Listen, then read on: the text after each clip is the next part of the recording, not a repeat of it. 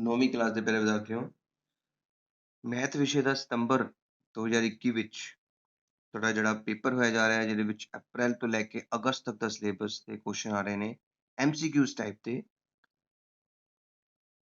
ਉਸ ਦਾ ਸੋਲੂਸ਼ਨ, ਉਸ ਦਾ ਹੱਲ ਕਰਕੇ ਸਮਝਾ ਕੇ ਤੁਹਾਨੂੰ ਭੇਜਦੇ ਹਾਂ, ਤਾਂ ਜੋ ਤੁਹਾਨੂੰ ਪਤਾ ਲੱਗ ਸਕੇ ਕਿ ਕਿੰਨੇ ਕੁਐਸਚਨ ਤੁਹਾਡੇ ਸਹੀ ਹੋਏ ਨੇ, ਕਿੰਨੇ ਤੁਹਾਡੇ ਨੰਬਰ ਆ ਸਕਦੇ ਨੇ ਤੇ ਕਿੰਨੇ ਕੁਐਸਚਨ ਗਲਤ ਹੋਏ ਨੇ, ਤੇ ਉਹ ਕਿਵੇਂ ਗਲਤ ਹੋਏ, ਉਸ ਨੂੰ ਸਹੀ ਕਿਵੇਂ ਕੀਤਾ ਜਾ ਸਕਦਾ ਸੀਗਾ। ਸਮਾਂ ਤੁਹਾਨੂੰ 2 ਘੰਟੇ ਦਾ ਮਿਲਿਆ ਗਿਆ ਹੈ। 40 ਕੁਐਸਚਨ ਨੇ, 40 ਨੰਬਰ ਦੇ। ਸਾਰੇ ਪ੍ਰਸ਼ਨ ਜ਼ਰੂਰੀ ਹਨ ਤੇ ਹਰ ਇੱਕ ਅੰਕ 1 ਅੰਕ ਦਾ ਹੈ। ਇੰਗਲਿਸ਼ ਮੀਡੀਅਮ ਵਾਲੇ ਬੱਚੇ ਆਪਣਾ ਜਿਹੜਾ ਪੇਪਰ ਆਪਣੇ ਕੋਲ ਰੱਖਣ ਸਾਹਮਣੇ, ਤਾਂ ਜੋ ਉਹਨਾਂ ਨੂੰ ਚੰਗੀ ਤਰ੍ਹਾਂ ਸਮਝ ਆ ਸਕੇ। ਜਿਵੇਂ ਪਹਿਲਾ ਕੁਐਸਚਨ ਹੈ, x ਧੁਰੇ ਤੇ ਸਥਿਤ ਕਿਸੇ ਬਿੰਦੂ ਦਾ ਕੋਟੀ ਕਿੰਨਾ ਹੋਵੇਗਾ? x ਧੁਰੇ ਤੇ ਸਥਿਤ ਕਿਸੇ ਬਿੰਦੂ ਦਾ ਕੋਟੀ ਕਿੰਨਾ ਹੋਵੇਗਾ? ਇੰਗਲਿਸ਼ ਮੀਡੀਅਮ ਵਾਲੇ ਬੱਚੇ ਵੀ ਦੇਖ ਸਕਦੇ ਨੇ। What is the ordinate of a point lying on x-axis?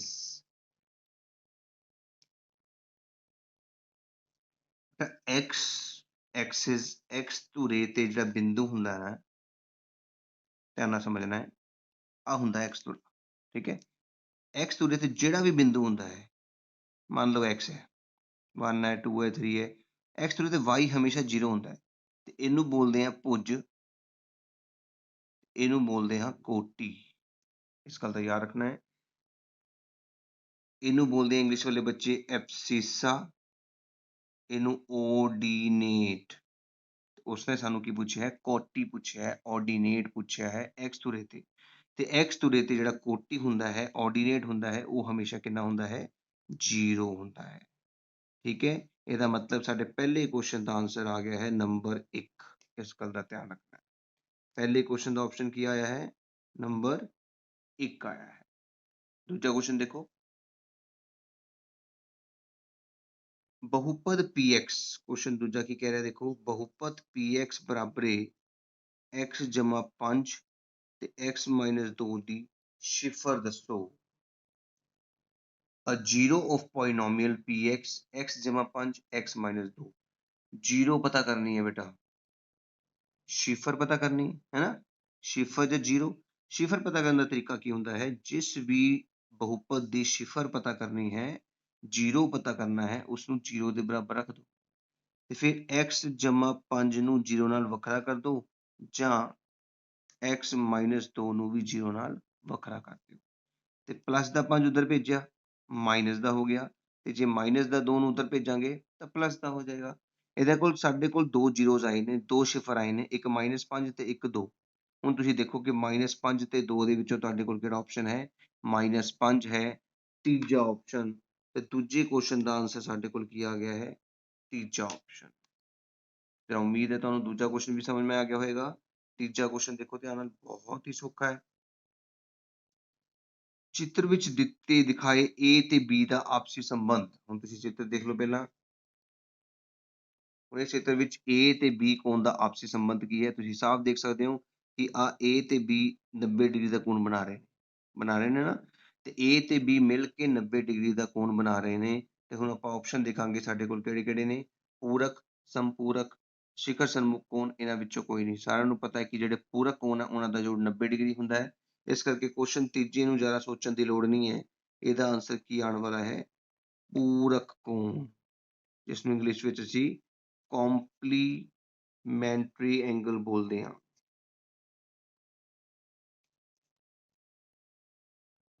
ਦੇਖੋ ਤੀਜਾ question, what is relationship between A and B?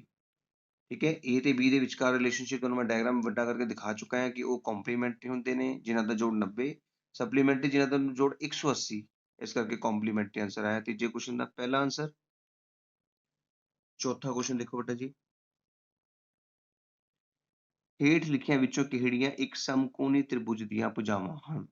ਦੇਖੋ ਪਹਿਲਾ ਆਪਸ਼ਨ ਸਾਡੇ ਕੋਲ ਕੀ ਹੈ? ਕੁਐਸਚਨ ਨੰਬਰ 4, 4 4 ਤੇ 8, ਦੂਜਾ ਹੈ 2 3 ਤੇ 4, ਤੀਜਾ ਹੈ ਵਰਗਮੂਲ 13 3 ਤੇ 2, ਚੌਥਾ ਹੈ ਵਰਗਮੂਲ 5 3 ਤੇ 2। ਕੁਛ ਨਹੀਂ ਕਰਨਾ ਹੁੰਦਾ, ਘਾਤ 2 ਕਰਨੀ ਹੁੰਦੀ ਹੈ ਬੇਟਾ। ਇਹਦੀ ਘਾਤ 2 ਕਿੰਨੀ ਹੋਏਗੀ? ਮਤਲਬ 4 ਗੁਣਾ 4, ਦੁਬਾਰਾ ਲਿਖ ਲਓ, ਸੇਮ ਰਕਮ ਨੂੰ ਦੁਬਾਰਾ ਲਿਖ ਲਓ।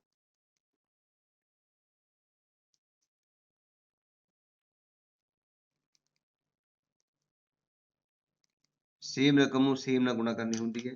ਹੁਣ 4 ਚੌਕੇ ਕਿੰਨਾ ਹੁੰਦਾ ਹੈ 16, 4 ਚੌਕੇ 16, 8 8 64। ਦੋ ਛੋਟੀਆਂ ਰਕਮਾਂ ਨੂੰ ਜੋੜ ਕੇ ਤੀਜੀ ਬਣਦੀ ਹੈ ਨਹੀਂ, ਨਹੀਂ ਬਣਦੀ। 2 ਦੂਣੀ 4, 3 ਤੀਆ 9, 4 ਚੌਕੇ 16। ਦੋ ਛੋਟੀਆਂ ਰਕਮਾਂ ਨੂੰ ਜੋੜੀਏ ਤਾਂ ਵੱਡੀ ਬਣਦੀ ਹੈ ਨਹੀਂ ਬਣਦੀ। ਵਰਗਮੂਲ 13 ਇੰਟੂ ਵਰਗਮੂਲ 13 ਤੁਹਾਨੂੰ ਯਾਦ ਹੋਏਗਾ 13 ਹੁੰਦਾ, ਵਰਗਮੂਲ ਹਟ ਜਾਂਦਾ ਹੈ। 3 ਤੀਆ 9, 2 ਦੂਣੀ 4। ਦੋ ਛੋਟੀਆਂ ਰਕਮਾਂ ਨੂੰ ਜੋੜੀਏ ਤਾਂ 13 ਬਣਦਾ ਹੈ, ਬਿਲਕੁਲ ਸਹੀ। ਇਹਦਾ ਮਤਲਬ ਸਾਡਾ ਤੀਜਾ ਆਪਸ਼ਨ ਸਹੀ ਹੋਏਗਾ। ਸਮਝ ਲੱਗੀ? ਜਦੋਂ ਵੀ ਤਿੰਨ ਭੁਜਾਵਾਂ ਦਿੱਤੀਆਂ ਹੁੰਦੀਆਂ ਨੇ ਤੇ ਅਸੀਂ ਇਹ ਪਤਾ ਕਰਨਾ ਹੁੰਦਾ ਕਿ ਇਹਨਾਂ ਭੁਜਾਵਾਂ ਦੇ ਵਿੱਚੋਂ ਕਿਹੜੀ ਭੁਜਾ ਸਮਕੋਣੀ ਤ੍ਰਿਭੁਜ ਦੀ ਹੈ ਤੇ ਅਸੀਂ ਉਸ ਹਰ ਇੱਕ ਭੁਜਾ ਨੂੰ ਆਪਣੇ ਨਾਲ ਹੀ ਗੁਣਾ ਕਰਦੇ ਹਾਂ ਤੇ ਜੇ ਦੋ ਛੋਟੀਆਂ ਰਕਮਾਂ ਦਾ ਜੋੜ ਤੀਜੀ ਦੇ ਬਰਾਬਰ ਆ ਜਾਏ ਤਾਂ ਉਹ ਸਮਕੋਣੀ ਤ੍ਰਿਕੋਣ ਹੁੰਦਾ ਹੈ। ਇਸ ਕਰਕੇ ਸਾਡੇ ਕੋਲ ਚੌਥੇ ਸਵਾਲ ਦਾ ਆਪਸ਼ਨ ਕੀ ਆ ਗਿਆ ਹੈ? ਤੀਜਾ ਆਪਸ਼ਨ। ਪੰਜਵਾਂ ਸਵਾਲ ਦੇਖੋ। ਪੰਜਵੇਂ ਸਵਾਲ 'ਚ ਕਹਿ ਰਿਹਾ ਹੈ ਕਿ ਦਿੱਤੇ ਤ੍ਰਿਭੁਜ ਦੀਆਂ ਭੁਜਾਵਾਂ ਦੀਆਂ ਲੰਬਾਈਆਂ ਨੂੰ ਵੱਧਦੇ ਕ੍ਰਮ ਵਿੱਚ ਲਿਖੋ। ਬੇਟਾ ਸਾਨੂੰ ਇੱਕ ਡਾਇਗਰਾਮ ਦਿੱਤਾ ਗਿਆ, ਦੇਖੋ ਧਿਆਨ ਨਾਲ ਇਸ ਡਾਇਗਰਾਮ ਨੂੰ ਤੇ ਆਪਣਾ ਇੱਕ ਕੁਐਸਚਨ ਨੂੰ ਹੱਲ ਕਰਨਾ ਆਪਾਂ। ਇਸ ਤ੍ਰਿਭੁਜ ਦੇ ਵਿੱਚ ਤੁਸੀਂ ਧਿਆਨ ਨਾਲ ਦੇਖੋ, ਤੁਹਾਨੂੰ ਤਿੰਨ ਕੋਣ ਦਿੱਤੇ ਨੇ।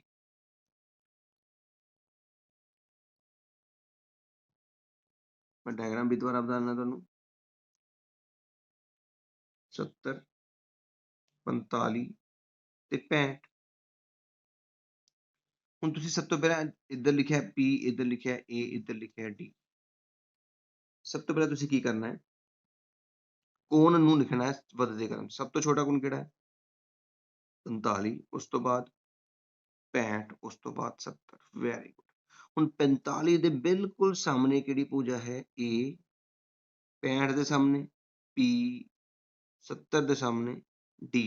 ਇਹਦਾ ਮਤਲਬ A, P, D ਤੁਹਾਡੀ ਵੱਧਦੇ ਕ੍ਰਮ ਵਿੱਚ ਹੋਣਗੀਆਂ ਭੁਜਾਵਾਂ। ਹੁਣ ਆਪਾਂ ਚੈੱਕ ਕਰ ਲੈਂਦੇ ਹਾਂ A, P, D ਕਿਹੜਾ ਹੈ? A, P, D। ਸਾਡੇ ਕੋਲ ਕੁਐਸਚਨ ਨੰਬਰ ਪੰਜਵੇਂ ਦਾ ਆਪਸ਼ਨ ਕਿਹੜਾ ਆ ਗਿਆ ਹੈ? ਦੂਜਾ ਆਪਸ਼ਨ। ਲੱਗੀ ਸਮਝ? ਉਹਨਾਂ ਨੂੰ ਵੱਧਦੇ ਕ੍ਰਮ 'ਚ ਲਿਖੋ ਤੇ ਫਿਰ ਉਹਨਾਂ ਦੇ ਸਾਹਮਣੇ ਵਾਲੀ ਭੁਜਾਵਾਂ ਵੀ ਵੱਧਦੇ ਕ੍ਰਮ ਵਿੱਚ ਆ ਜਾਂਦੀਆਂ ਨੇ। ਕੁਐਸਚਨ ਇੰਗਲਿਸ਼ ਵਾਲੇ ਬੱਚਿਆਂ ਲਈ ਕੀ ਸੀਗਾ? Right the length of sides of given triangle in increasing order. Sides ਨੂੰ ਇਨਕਰੀਜ਼ਿੰਗ ਆਰਡਰ 'ਚ ਲਿਖਣਾ ਸੀਗਾ, ਸਭ ਤੋਂ ਛੋਟੀ ਫਿਰ ਉਸ ਤੋਂ ਵੱਡੀ ਫਿਰ ਉਸ ਤੋਂ ਵੱਡੀ। ਸਾਈਡ ਨੂੰ ਲਿਖਣ ਲਈ ਸਭ ਤੋਂ ਪਹਿਲਾਂ ਅਸੀਂ ਐਂਗਲ ਨੂੰ ਲਿਖਿਆ, ਫਿਰ ਉਹਨਾਂ ਦੇ ਸਾਹਮਣੇ ਵਾਲੀ ਸਾਈਡਸ ਨੂੰ ਲਿਖਿਆ। ਪੰਜਵਾਂ ਸਵਾਲ ਵੀ ਹੋ ਗਿਆ ਹੈ। ਛੇਵਾਂ ਸਵਾਲ ਦੇਖੋ। ਛੇਵੇਂ ਸਵਾਲ ਦੇ ਵਿੱਚ ਦੇਖੋ ਕੁਐਸਚਨ ਕੀ ਕਹਿ ਰਿਹਾ ਹੈ।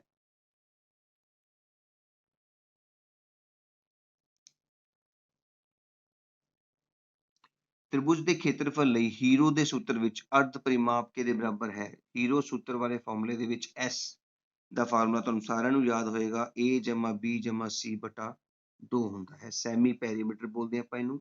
ਇਨ Heron's formula to find the area of triangle semi perimeter is equals to A plus B plus C। नहीं, A plus B plus C बटा 3 ना, बिल्कुल गलत। A plus B plus C बटा 4 ये भी नहीं हो सकता। A plus B plus C बटा 2 बिल्कुल सही। ਇਹਦਾ ਮਤਲਬ ਸਾਡੇ ਕੋਲ ਆਪਸ਼ਨ ਕਿਹੜਾ ਆ ਗਿਆ ਹੈ? ਚੌਥਾ ਆਪਸ਼ਨ ਆ ਗਿਆ ਛੇਵੇਂ ਕੁਐਸਚਨ। 6 ਕੁਐਸਚਨ ਕੰਪਲੀਟ ਹੋ ਚੁੱਕੇ ਨੇ। ਸੱਤਵਾਂ ਕੁਐਸਚਨ ਦੇਖੋ। ਮੋਹਨ, ਪ੍ਰੀਤ ਅਤੇ ਹਰਮਨ, ਧਿਆਨ ਨਾਲ ਸੁਣਨਾ ਹੈ। ਇੱਕ ਮੋਹਨ ਹੈ, ਇੱਕ ਪ੍ਰੀਤ ਹੈ, ਇੱਕ ਹਰਮਨ ਹੈ। 100 ਮੀਟਰ ਦੌੜ ਵਿੱਚ ਭਾਗ ਲਿਆ ਤੇ ਉਹਨਾਂ ਦੇ ਜਿੱਤਣ ਦੀ ਸੰਭਾਵਨਾ ਪਹਿਲ ਮੋਹਨ ਦੀ 0.3 ਹੈ, ਪ੍ਰੀਤ ਦੀ 1/2 ਹੈ ਤੇ ਹਰਮਨ ਦੀ 20%। ਕਹਿੰਦਾ ਕਿਹਦੀ ਸਭ ਤੋਂ ਜ਼ਿਆਦਾ ਹੈ? ਕਿਹਦੀ ਸੰਭਾਵਨਾ ਸਭ ਤੋਂ ਜ਼ਿਆਦਾ ਹੈ? देख सकते हो मोहन, प्रीत and Harman are taking part in 100-meter race. Their probability of winning the race is as follows. Mohan the probability 0.3 ਹੈ, ਪ੍ਰੀਤ ਦੀ half ਹੈ, ਹਰਮਨ ਦੀ 20% ਹੈ। Who has the highest probability to win the race? ਬਹੁਤ ਹੀ ਸੌਖਾ ਕੁਐਸਚਨ ਹੈ। ਦੇਖੋ ਜੀ 1/2 ਤੁਹਾਨੂੰ ਸਾਰਿਆਂ ਨੂੰ ਪਤਾ ਹੋਣਾ ਚਾਹੀਦਾ, ਅੱਧਾ ਮਤਲਬ 0.5 ਹੁੰਦਾ ਹੈ ਔਰ ਪ੍ਰਤੀਸ਼ਤ ਨੂੰ ਹਟਾ ਕੇ ਥੱਲੇ 100 ਲੱਗਦਾ ਹੈ ਜੋ 0.2 ਬਣਦਾ ਹੈ। ਇਹਦਾ ਮਤਲਬ ਤੁਹਾਡਾ ਸਭ ਤੋਂ ਵੱਡਾ ਆਂਸਰ ਪ੍ਰੀਤ ਦਾ ਹੋਇਆ। ਇਟ ਮੀਨਸ ਪ੍ਰੀਤ ਸਾਡੇ ਕੋਲ ਦੂਜੇ ਨੰਬਰ ਤੇ ਹੈ। ਸੱਤਵੇਂ ਕੁਐਸਚਨ ਦਾ ਸਾਡਾ ਜਿਹੜਾ ਆਂਸਰ ਆ ਗਿਆ ਹੈ ਉਹ ਆ ਗਿਆ ਹੈ ਆਪਸ਼ਨ ਨੰਬਰ 2। 7 ਕੁਐਸਚਨ ਸਾਡੇ ਖਤਮ ਹੋ ਚੁੱਕੇ ਨੇ। ਉਮੀਦ ਹੈ ਸਮਝ ਆਏ ਹੋਣਗੇ। 8ਵਾਂ ਕੁਐਸਚਨ ਕਰਨ ਲੱਗੇ ਹਾਂ। 8वें क्वेश्चन 'ਚ ਕਹਿੰਦਾ ਦਿੱਤੇ ਗਏ ਚਿੱਤਰ ਵਿੱਚ ਕੋਣ 4 ਕਿਹਦੇ ਬਰਾਬਰ ਹੈ? ਚਿੱਤਰ ਤੁਸੀਂ ਦੇਖ ਲਓ ਪਹਿਲਾਂ ਧਿਆਨ ਨਾਲ। ਆਹ ਵਾਲਾ ਜਿਹੜਾ ਬਾਹਰਲਾ ਕੋਣ ਹੈ, 4 ਬਾਹਰਲਾ ਕੋਣ ਤੁਹਾਨੂੰ ਯਾਦ ਹੋਏਗਾ ਕਿ ਇੱਕ ਤ੍ਰਿਭੁਜ ਦਾ ਜਿਹੜਾ ਬਾਹਰਲਾ ਕੋਣ ਹੁੰਦਾ ਹੈ, ਉਹ ਆਪਣੇ ਅੰਦਰਲੇ ਕੋਣ ਨੂੰ ਛੱਡ ਦਿੰਦਾ ਹੈ। ਬਾਹਰਲਾ ਕੋਣ ਆਪਣੇ ਨਾਲ ਦੇ ਅੰਦਰਲੇ ਕੋਣ ਨੂੰ ਛੱਡ ਕੇ ਬਾਕੀ ਦੋਵੇਂ ਕੋਣਾਂ ਦੇ ਜੋੜ ਦੇ ਬਰਾਬਰ ਹੁੰਦਾ ਹੈ। ਯਾਦ ਹੈ ਨਾ? ਇਹਨੂੰ ਕਹਿੰਦੇ ਆਪਾਂ ਬਾਹਰੀ ਕੋਣ ਦੀ ਪਰਿਮੇय। exterior angle property, exterior angle is equal to sum of its opposite interior angle। ਇਹਦਾ ਮਤਲਬ ਕੋਣ 4 ਕਿਹਦੇ ਬਰਾਬਰ ਹੋਏਗਾ? ਕੋਣ 1 ਤੇ ਕੋਣ 2 ਦੇ ਜੋੜ ਦੇ। ਹੁਣ ਆਪਾਂ ਆਪਸ਼ਨ ਚੈੱਕ ਕਰ ਲੈਂਦੇ ਹਾਂ। ਲਓ ਜੀ, ਆਪਸ਼ਨ ਸਾਡੇ ਕੋਲ ਕਿਹੜੀ ਆ ਗਈ ਦੇਖੋ, 1+3 ਹੈ, 2+3 ਹੈ, 1+2 ਬਿਲਕੁਲ ਸਹੀ। 1+2 ਸਾਡੇ ਕੋਲ 8ਵੇਂ ਸਵਾਲ ਦਾ ਆਂਸਰ ਵੀ ਆ ਚੁੱਕਾ ਹੈ, ਆਪਸ਼ਨ ਨੰਬਰ 3। ਉਮੀਦ ਹੈ ਸਮਝ ਆਇਆ ਹੋਵੇਗਾ। 9ਵਾਂ ਸਵਾਲ ਦੇਖਦੇ ਹਾਂ।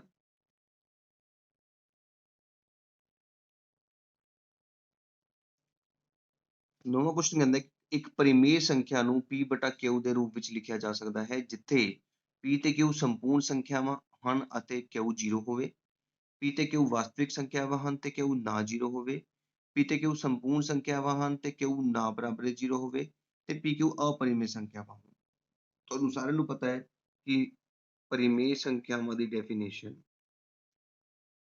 ਪਰਿਮੇय ਸੰਖਿਆਵਾਂ ਜਾਂ ਜਿਸਨੂੰ ਅਸੀਂ ਰੈਸ਼ਨਲ ਨੰਬਰ ਬੋਲਦੇ ਹਾਂ ਇੰਗਲਿਸ਼ ਵਿੱਚ, ਡੈਫੀਨੇਸ਼ਨ ਆਫ ਰੈਸ਼ਨਲ ਨੰਬਰ ਕੀ ਹੁੰਦੀ ਹੈ ਕਿ two integers P and Q in the form P/Q but Q no ਬਰਾਬਰ 0। ਇਹ ਹੁੰਦੀ ਡੈਫੀਨੇਸ਼ਨ। ਇੰਟੀਜਰ ਨੂੰ ਅਸੀਂ ਬੋਲਦੇ ਹਾਂ ਸੰਪੂਰਨ ਸੰਖਿਆਵਾਂ। ਇਹਦਾ ਮਤਲਬ P ਔਰ Q ਕੀ ਹੋਣੀ ਚਾਹੀਦੀਆਂ ਨੇ? ਸੰਪੂਰਨ ਸੰਖਿਆਵਾਂ ਹੋਣੀ ਚਾਹੀਦੀਆਂ ਨੇ। ਦੂਜਾ Q 0 ਨਹੀਂ ਹੋਣਾ ਚਾਹੀਦਾ, ਹੈ ਨਾ? ਤੇ P ਤੇ Q ਸੰਪੂਰਨ ਸੰਖਿਆਵਾਂ ਵੀ ਹੋਣ ਤੇ Q 0 ਵੀ ਨਾ ਹੋਵੇ। ਇਹਦਾ ਮਤਲਬ ਕੁਐਸਚਨ 9ਵੇਂ ਦਾ ਆਂਸਰ ਜਿਹੜਾ ਆ ਗਿਆ ਸਾਡੇ ਕੋਲ, ਤੀਜਾ ਭਾਗ ਆ ਗਿਆ।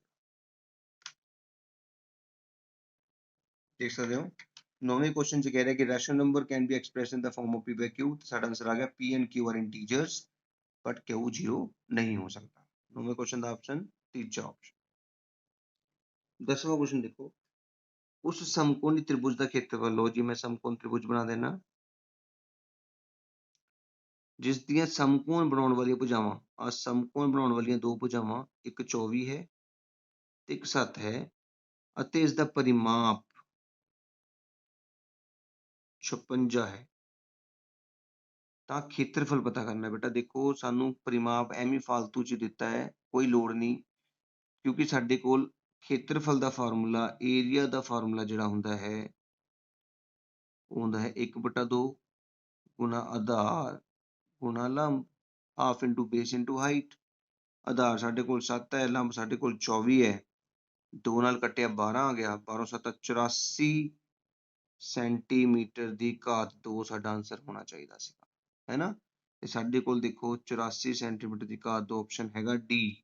ਇਹਦਾ ਮਤਲਬ 10ਵੇਂ ਕੁਐਸਚਨ ਦਾ ਸਾਡਾ ਜਿਹੜਾ ਆਂਸਰ ਆਉਣ ਲੱਗਾ ਆ, ਉਹ ਡੀ ਆਪਸ਼ਨ ਹੋਏਗਾ। ਉਮੀਦ ਹੈ ਸਮਝ ਆਇਆ ਹੋਏਗਾ ਤੁਹਾਨੂੰ। 11ਵਾਂ ਕੁਐਸਚਨ ਕਰਦੇ ਹਾਂ। ਰਾਮ ਅਤੇ ਸ਼ਾਮ ਮੈਚ ਤੋਂ ਪਹਿਲਾਂ ਟਾਸ ਲਈ ਇੱਕ ਸਿੱਕਾ ਉਛਾਲਦੇ ਹਨ। ਰਾਮ ਦੇ ਟਾਸ ਨਾ ਜਿੱਤਣ ਦੀ ਸੰਭਾਵਨਾ ਕਿੰਨੀ ਹੋਏਗੀ? ਦੇਖੋ, ਜਦੋਂ ਆਪਾਂ ਇੱਕ ਸਿੱਕਾ ਉਛਾਲਦੇ ਹਾਂ ਨਾ, ਤਾਂ ਜਾਂ ਤਾਂ ਹੈਡ ਆਉਂਦਾ ਹੈ ਜਾਂ ਟੇਲ ਆਉਂਦਾ ਹੈ, ਮਤਲਬ ਅੱਧਾ ਅੱਧਾ ਚਾਂਸ ਹੁੰਦਾ ਹੈ, 50%, ਹੈ ਨਾ? 2 ਚਾਂਸ ਹੈ ਨਾ, ਜਾਂ ਤਾਂ ਉਹ ਜਿੱਤੇਗਾ ਜਾਂ ਫਿਰ ਹਾਰੇਗਾ। ਸਿੱਧੀ ਗੱਲ ਹੈ ਕਿ 50% ਚਾਂਸ ਹੁੰਦੇ ਨੇ ਜਿੱਤਣ ਦੇ, 50% ਹਾਰਨ ਦੇ। ਇਹਦਾ ਮਤਲਬ 11ਵੇਂ ਸਵਾਲ ਦਾ ਆਂਸਰ ਜਿਹੜਾ ਹੈ ਸਾਡਾ ਬੀ ਆਪਸ਼ਨ ਹੋਏਗਾ, 50%। ਦੂਜਾ ਆਪਸ਼ਨ ਜਿਹਨੂੰ ਆਪਾਂ ਕਹਿ ਸਕਦੇ। 12ਵਾਂ ਸਵਾਲ ਦੇਖੋ, ਹੇਠ ਲਿਖਿਆਂ ਵਿੱਚੋਂ ਕਿਹੜਾ ਤ੍ਰਿਭੁਜ ਦੀ ਸਰਬੰਗ ਸਮਤਾ ਦਾ ਨਿਯਮ ਨਹੀਂ ਹੈ?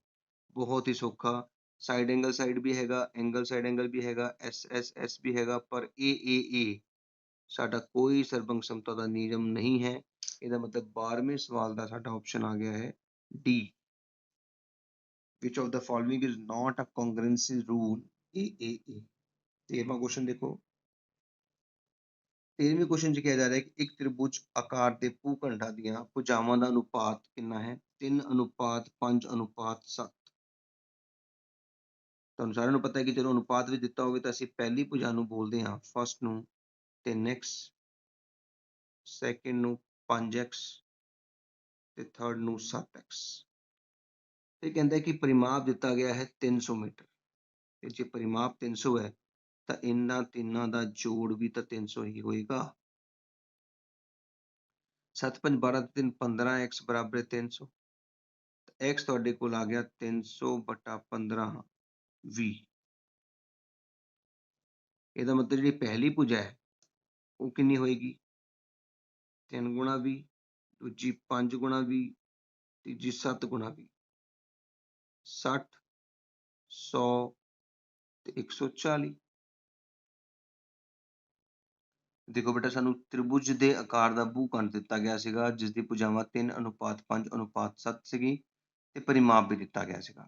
ਸਭ ਤੋਂ ਪਹਿਲਾਂ ਕੀ ਕਰਨਾ ਹੁੰਦਾ ਹੈ ਕਿ ਜਿਹੜੀ ਭੁਜਾਵਾਂ ਅਨੁਪਾਤ ਵਿੱਚ ਦਿੱਤੀਆਂ ਹੁੰਦੀਆਂ ਨੇ ਉਹਨਾਂ ਨੂੰ x ਲਗਾ ਕੇ ਵੱਖਰਾ ਵੱਖਰਾ ਕਰਦੇ ਹਾਂ। ਫਿਰ ਪਰਿਮਾਪ ਦਿੱਤਾ ਗਿਆ ਸੀਗੀ, ਇਸ ਕਰਕੇ ਤਿੰਨਾਂ ਨੂੰ ਜੋੜ ਕੇ 300 ਦੇ ਬਰਾਬਰ ਰੱਖਿਆ ਗਿਆ। 15x ਬਰਾਬਰ 300 ਤਾਂ 15 ਜਾ ਕੇ ਭਾਗ ਕਰ ਗਿਆ x 20 ਆ ਗਿਆ, ਤੇ ਜੇ x 20 ਹੈ ਤਾਂ 3 ਗੁਣਾ 20, 5 ਗੁਣਾ 20, 7 ਗੁਣਾ 20 ਦੇ ਨਾਲ ਅਸੀਂ ਆਪਣੀਆਂ ਭੁਜਾਵਾਂ ਪਤਾ ਕੀਤੀਆਂ। ਹੁਣ ਅਸੀਂ ਕੱਢਣਾ ਇਹਦਾ ਖੇਤਰਫਲ, ਕਿਉਂਕਿ ਭੂਖੰਡ ਦਾ ਖੇਤਰਫਲ ਜਿੰਨਾ ਹੋਏਗਾ ਉਨੀਆਂ ਹੀ ਟਾਇਰਾਂ ਦਾ ਖੇਤਰਫਲ ਹੋਏਗਾ। ਖੇਤਰਫਲ ਦਾ ਫਾਰਮੂਲਾ ਤੁਹਾਨੂੰ ਪਤਾ ਹੀ ਹੈ, ਸਭ ਤੋਂ ਪਹਿਲਾਂ ਅਸੀਂ s ਕੱਢਦੇ ਹਾਂ, ਪਰਿਮਾਪ ਦਾ ਅੱਧਾ, ਫਿਰ ਖੇਤਰਫਲ s, s minus a, s minus b, s minus c ਨਾਲ ਆਂਸਰ ਆ ਗਿਆ। ਕਿੰਨੇ ਜ਼ੀਰੋ ਆ 1 2 3 4, 2 ਜ਼ੀਰੋ ਬਾਹਰ ਆ ਗਏ, ਕੀ ਬਚ ਗਿਆ 15 ਗੁਣਾ 9 ਗੁਣਾ 5। ਸਾਰਿਆਂ ਨੂੰ ਪਤਾ ਹੈ ਕਿ 15 ਦੇ ਗੁਣਨਖੰਡ 5 ਗੁਣਾ 3 ਹੁੰਦੇ ਆ, 9 ਦੇ 3 ਗੁਣਾ 3 ਤੇ 5 ਦਾ ਇਕੱਲਾ 3 ਦਾ ਜੋੜਾ ਬਣ ਗਿਆ ਤੇ 5 ਦਾ ਜੋੜਾ ਬਣ ਗਿਆ, 1 3 ਬਚ ਗਿਆ, 5 ਬਾਹਰ ਨਿਕਲ ਗਿਆ,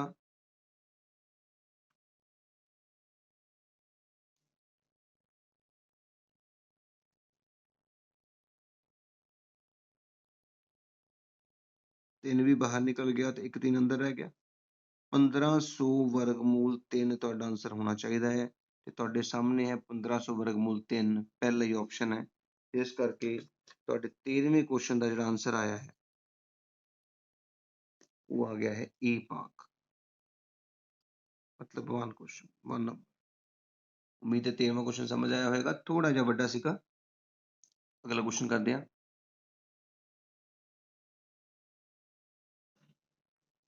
14ਵਾਂ ਕੁਐਸਚਨ ਦੇਖੋ ਬੇਟਾ, ਜਦੋਂ 1/2 ਵਰਗਮੂਲ 5 ਦੇ ਹਰ ਦਾ ਪਰਿਮੇਯੀਕਰਨ ਕੀਤਾ ਜਾਂਦਾ ਹੈ ਤਾਂ ਇਹ ਵਰਗਮੂਲ k/10 ਬਣ ਜਾਂਦਾ ਹੈ। k ਦਾ ਮੁੱਲ ਪਤਾ ਕਰੋ। ਤੇ ਤੁਹਾਨੂੰ ਇਹ ਪਤਾ ਹੀ ਹੈ ਕਿ ਪਰਿਮੇਯੀਕਰਨ ਦਾ ਮਤਲਬ ਹੁੰਦਾ ਹੈ ਰੈਸ਼ਨਲਾਈਜੇਸ਼ਨ ਫੈਕਟਰ, ਤੇ 1/2 ਵਰਗਮੂਲ 5 ਦਾ ਜੋ ਰੈਸ਼ਨਲਾਈਜੇਸ਼ਨ ਹੁੰਦੀ ਹੈ, ਪਰਿਮੇਯੀਕਰਨ ਹੁੰਦਾ, ਉਹਦੇ ਵਿੱਚ ਕੀ ਕਰਦੇ ਹਾਂ ਵਰਗਮੂਲ ਵਾਲੇ ਅੱਖਰ ਨਾਲ ਗੁਣਾ, ਵਰਗਮੂਲ ਵਾਲੇ ਅੱਖਰ ਨਾਲ ਹੀ ਭਾਗ। ਇੱਕ ਨਾਲ ਕਿਸ ਨੂੰ ਵੀ ਗੁਣਾ ਕਰੋ ਸੇਮ ਆ ਜਾਂਦਾ ਹੈ, ਤੇ ਥੱਲੇ ਵਰਗਮੂਲ 5 ਤੇ ਵਰਗਮੂਲ 5 ਮਿਲ ਕੇ ਕੀ ਬਣਦੇ ਆ 5 5 ਦੂਣੀ 10। ਹੁਣ ਜੇ ਉਹਨੇ ਕਿਹਾ ਕਿ ਇਹਨੂੰ ਵਰਗਮੂਲ k/10 ਦੇ ਬਰਾਬਰ ਰੱਖਣਾ ਹੈ, ਹੁਣ ਇਹੀ ਕਿਹਾ ਨਾ ਆਪਾਂ ਨੂੰ ਕਿ ਇਹ ਕੀ ਬਣ ਜਾਂਦਾ ਹੈ ਵਰਗਮੂਲ k/10। ਆ ਦੇਖੋ, ਤੇ ਹੁਣ ਤੁਸੀਂ ਦੱਸੋ k ਦੇ ਸਾਹਮਣੇ ਕੌਣ ਆ ਰਿਹਾ, k ਕੌਣ ਹੈ, ਤੇ ਇੱਥੇ ਸਾਡੇ ਕੋਲ k ਦੀ ਵੈਲਿਊ ਜਿਹੜੀ ਹੈ ਉਹ 5 ਆ ਰਹੀ ਹੈ, ਠੀਕ ਹੈ। ਇਹਦਾ ਮਤਲਬ ਆਪਸ਼ਨ ਕਿਹੜਾ ਆ ਗਿਆ ਤੀਜਾ ਆਪਸ਼ਨ। ਤੇ 14ਵੇਂ ਸਵਾਲ ਦਾ ਸਾਡੇ ਕੋਲ ਕਿਹੜਾ ਆਪਸ਼ਨ ਆ ਗਿਆ ਹੈ ਤੀਜਾ ਆਪਸ਼ਨ ਆ ਗਿਆ। ਉਮੀਦ ਹੈ ਸਮਝ ਆਇਆ ਤੁਹਾਨੂੰ। 15ਵਾਂ ਕੁਐਸਚਨ ਦੇਖੋ,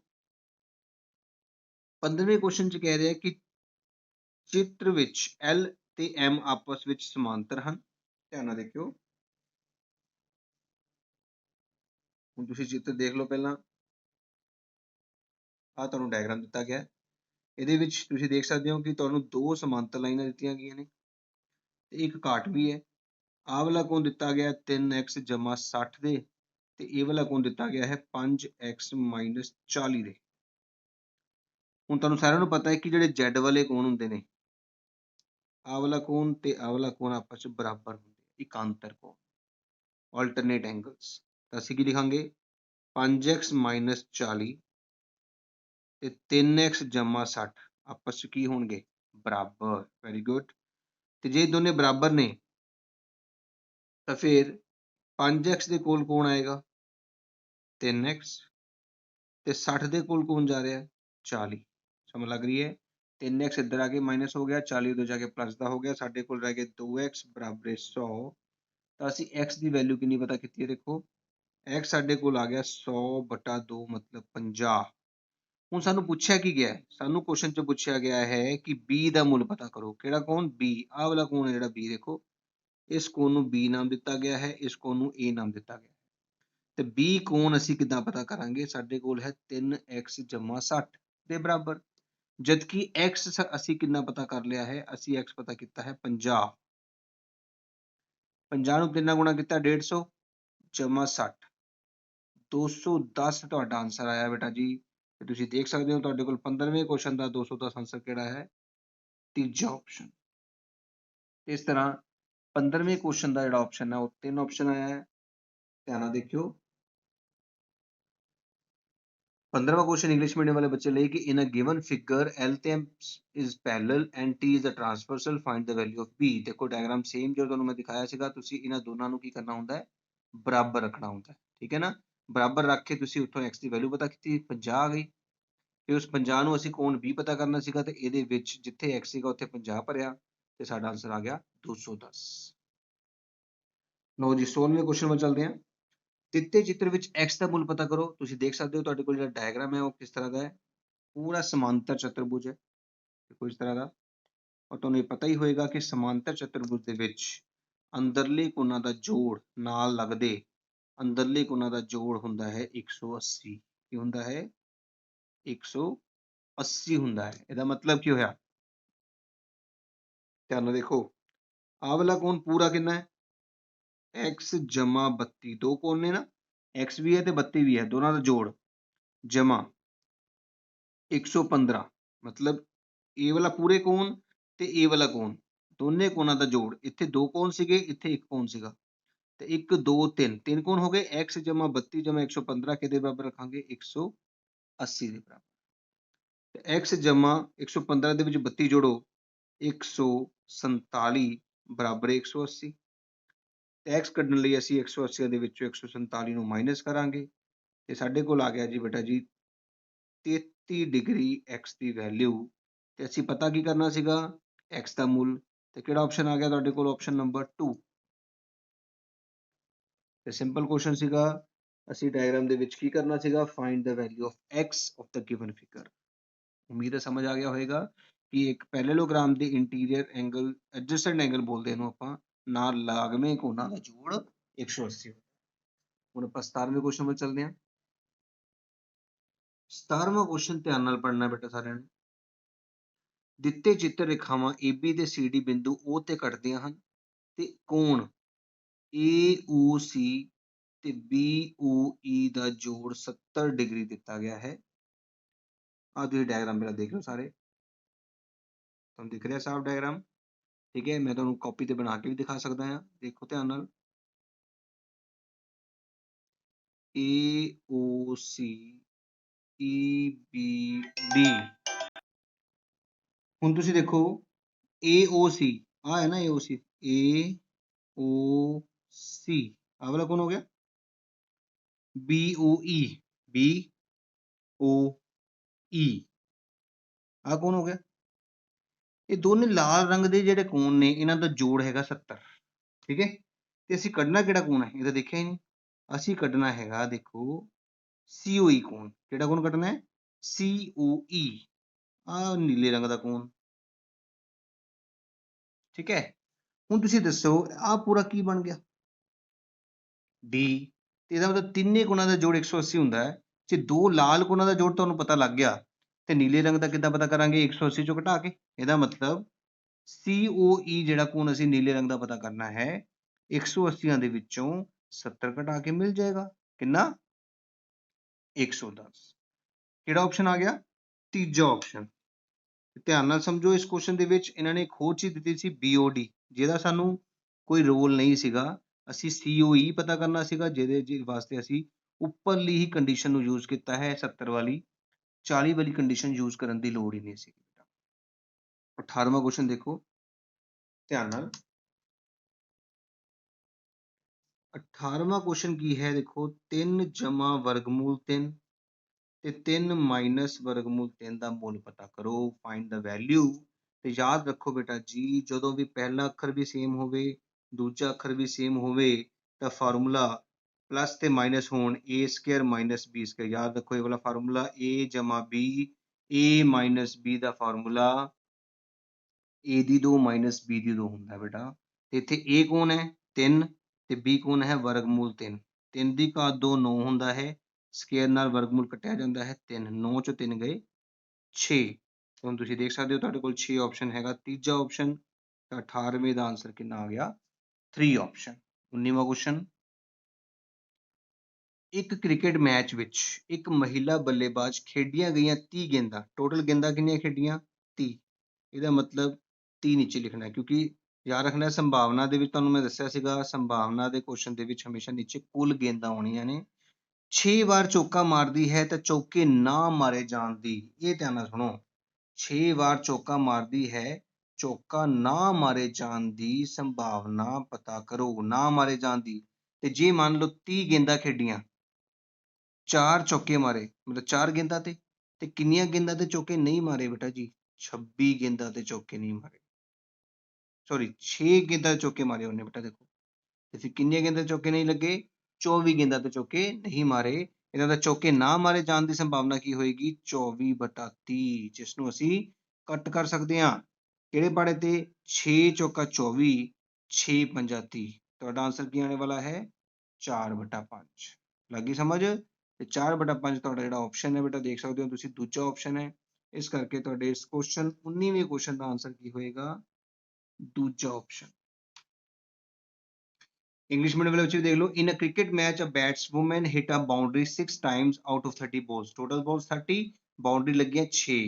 she plays, find the probability that she did not hit a boundary, ਯਾਦ ਰੱਖਿਓ did not hit, ਜਿੰਨੀਆਂ ਬੋਲਾਂ ਤੇ ਹਿੱਟ ਨਹੀਂ ਮਾਰੀ ਬਾਉਂਡਰੀ ਨੂੰ, it means boundary hit means ਚੌਕਾ ਨਹੀਂ ਮਾਰਿਆ, ਇਟ ਮੀਨ 6 ਟਾਈਮ ਚੌਕਾ ਮਾਰਿਆ ਸੀਗਾ 24 ਟਾਈਮ ਚੌਕਾ ਨਹੀਂ ਲੱਗਾ। ਤੇ 24/30 ਆਨਸਰ ਆਣਾ ਬੇਟਾ। 24/30 ਨੂੰ ਕੱਟ ਕੇ ਕਿੰਨਾ ਆਨਸਰ ਆ ਗਿਆ 4/5। 20ਵਾਂ ਕੁਐਸਚਨ ਦੇਖੋ, ਇੱਕ ਸਮ ਚਤੁਰਭੁਜ ਦੇ ਆਕਾਰ, ਸਮ ਚਤੁਰਭੁਜ ਤੁਹਾਨੂੰ ਸਾਰਿਆਂ ਨੂੰ ਪਤਾ ਹੈ ਕਿ ਇਸ ਤਰ੍ਹਾਂ ਦਾ ਹੁੰਦਾ ਹੈ। ਹੁਣ ਸਮ ਚਤੁਰਭੁਜ ਦੇ ਆਕਾਰ ਦਾ ਇੱਕ ਖੇਤ ਹੈ ਜਿਸ ਵਿੱਚ 18 ਗਾਵਾਂ ਨੂੰ ਚਰਨ ਲਈ ਘਾਹ ਹੈ, 18 ਗਾਵਾਂ ਨੂੰ।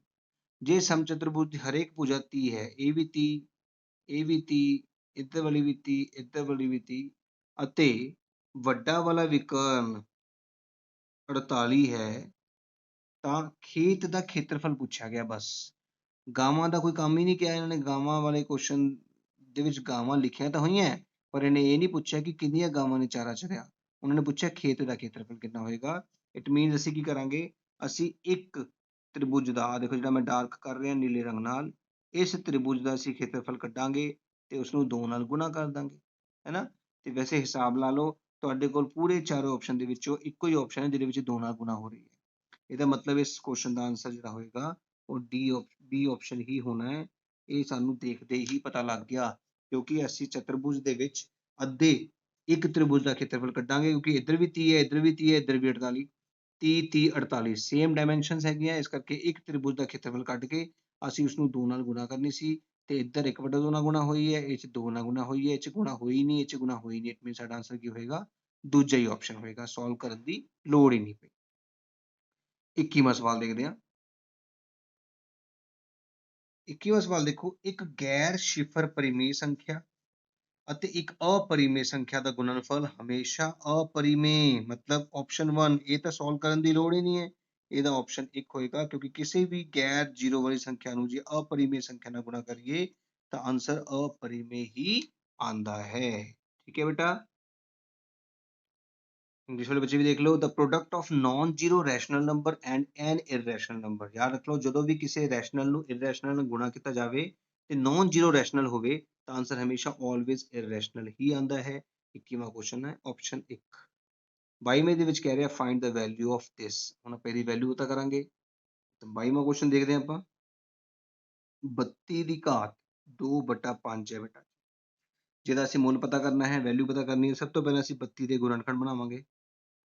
2 ਦਾ ਅੱਧਾ 16, 32 ਦਾ ਅੱਧਾ 16 ਕੀਤਾ, 16 ਤੋਂ ਅੱਧ ਕੀਤਾ 2, ਨਾਲ ਅੱਧ ਕੀਤਾ 4, 32 ਦਾ ਅੱਧਾ 16, 16 ਦਾ ਅੱਧਾ 8, 8 ਦਾ ਅੱਧਾ 4, ਫਿਰ 2 ਨਾਲ ਭਾਗ ਕੀਤੀ 2, ਫਿਰ 2 ਨਾਲ ਕੀਤਾ 1। ਗਿਣੋ 2 ਕਿੰਨੇ ਆਏ, 1 2 3 4 5, ਤੇ ਜਿੱਥੇ 32 ਲਿਖਿਆ ਨਾ ਇੱਥੇ 2 ਦੀ ਘਾਤ 5 ਪਾਉਣੀ ਹੈ ਬੇਟਾ, ਬਸ ਇਹ ਗੱਲ ਯਾਦ ਰੱਖ ਲਓ। ਤੇ ਜਿਹੜੀ ਉੱਪਰ ਘਾਤ ਸੀਗੀ ਉਹ ਤਾਂ ਹੈਗੀ ਹੈ, ਉਹ ਕਿੱਥੇ ਜਾਣੀ ਹੈ, ਇਹ ਤਾਂ ਇੱਥੇ ਰਹਿਣੀ ਹੈ। ਧਿਆਨ ਨਾਲ ਸਮਝੋ, 32 ਨੂੰ ਲਿਖਿਆ 2 ਦੀ ਘਾਤ 5, ਬਾਕੀ ਸਾਰਾ ਸੇਮ। ਆਹ ਵਾਲੀ 5 ਘਾਤ ਤੇ ਆਹ ਵਾਲੀ 5 ਘਾਤ ਕੱਟੀ ਗਈ, 2 ਦੀ ਘਾਤ ਰਹਿ ਗਈ 2, ਜਿਹਨੂੰ ਕਹਿੰਦੇ 2 ਗੁਣਾ 2 ਮਤਲਬ 4 ਆਂਸਰ। ਇਸ ਸਵਾਲ ਦਾ ਸਾਡੇ ਕੋਲ ਆਂਸਰ ਆਪਸ਼ਨ 1 2 3 4 ਦੇ ਵਿੱਚ ਤੁਹਾਨੂੰ ਦੇਖ ਰਿਹਾ ਹੈ ਕਿ ਤੁਹਾਡਾ ਆਪਸ਼ਨ 4 ਆਇਆ ਹੈ, ਇਹਦਾ ਮਤਲਬ ਦੂਜਾ ਆਪਸ਼ਨ 22ਵੇਂ ਕੁਐਸਚਨ ਦਾ ਤੁਹਾਡਾ ਆਂਸਰ ਹੋਏਗਾ। ਹੁਣ ਆਪਾਂ 23ਵਾਂ ਕੁਐਸਚਨ ਕਰਾਂਗੇ। 23ਵਾਂ ਕੁਐਸਚਨ ਦੇਖੋ, ਆਹ ਇੱਕ ਬਹੁਪਦ ਦਿੱਤੀ ਗਈ ਹੈ, ਨੂੰ x-1 ਨਾਲ ਭਾਗ ਕਰਨ ਤੇ ਬਾਕੀ ਪਤਾ ਕਰੋ। Find the remainder when this is divided by x-1। ਯਾਦ ਰੱਖੋ, ਜਦੋਂ ਵੀ ਰਿਮਾਈਂਡਰ ਜਾਂ ਬਾਕੀ ਪਤਾ ਕਰਨਾ ਹੋਵੇ, ਅਸੀਂ ਇਸਨੂੰ px ਮੰਨਦੇ ਹਾਂ। ਕੀ ਨਾਮ ਦਿੰਦੇ ਹਾਂ ਇਹਨੂੰ? px। ਤੇ ਇਸ ਰਕਮ ਨੂੰ, ਜਿਹੜੀ ਛੋਟੀ ਵਾਲੀ ਬਹੁਪਦ ਹੈ, ਉਸਨੂੰ ਬਰਾਬਰ ਕਿਤੇ ਰੱਖਦੇ ਆ 0 ਦੇ, ਤੇ ਉੱਥੋਂ x ਦੀ ਵੈਲਿਊ ਕੱਢ ਕੇ ਅਸੀਂ ਇਹਦੇ ਵਿੱਚ ਭਰਦੇ ਹਾਂ। ਧਿਆਨ ਨਾਲ ਦੇਖਿਓ, ਦੇਖੋ ਧਿਆਨ, ਸਭ ਤੋਂ ਪਹਿਲਾਂ ਅਸੀਂ ਆਪਣੀ ਬਹੁਪਦ ਲਿਖੀ ਹੈ 4x ਦੀ 3 ਜਮਾ 3x ਦੀ 2 ਮਾਈਨਸ 4x ਜਮਾ 3। ਇਸ ਛੋਟੀ ਵਾਲੀ ਬਹੁਪਦ ਨੂੰ 0 ਦੇ ਬਰਾਬਰ ਰੱਖਿਆ ਗਿਆ, ਇੱਕ ਮਾਈਨਸ ਦਾ ਅਸੀਂ ਉੱਧਰ ਜਾ ਕੇ ਪਲੱਸ ਹੋ ਗਿਆ, x ਦੀ ਵੈਲਿਊ ਕਿੰਨੀ ਆ ਗਈ? 1 ਆ ਗਈ। ਆਹ ਵੈਲਿਊ ਅਸੀਂ ਇਸ ਸਮੀਕਰਨ ਦੇ ਵਿੱਚ ਭਰਨੀ ਹੁੰਦੀ ਹੈ। ਜਿੱਥੇ x ਹੈ ਉੱਥੇ ਦੇਖੋ ਮੈਂ 1 ਭਰ ਲਿਆ, x ਦੀ ਥਾਂ 1, x ਨਹੀਂ ਲਿਖਣਾ, ਹੁਣ 1 ਭਰਨਾ। ਤੇ 1 ਨਾਲ ਕਿਸੇ ਨੂੰ ਵੀ ਗੁਣਾ ਕਰੋ ਸੇਮ ਆ ਜਾਂਦਾ ਹੈ, 3 ਏਕਮ 3 4 ਏਕਮ 4 3 ਏਕਮ 3 4 ਤੇ 4 ਆਪਸ 'ਚ ਕੱਟੇ ਗਏ, 3 ਤੇ 3 ਮਿਲ ਕੇ ਕਿੰਨੇ ਬਣ ਗਏ? 6। ਇਹਦਾ ਮਤਲਬ ਇਸ 23ਵੇਂ ਸਵਾਲ ਦਾ ਜਿਹੜਾ ਆਂਸਰ ਹੈ, ਚੌਥਾ ਆਂਸਰ ਮੰਨਿਆ ਜਾਏਗਾ 6 ਆਪਸ਼ਨ ਬਾਕੀ ਸਾਡਾ ਹੋਏਗਾ।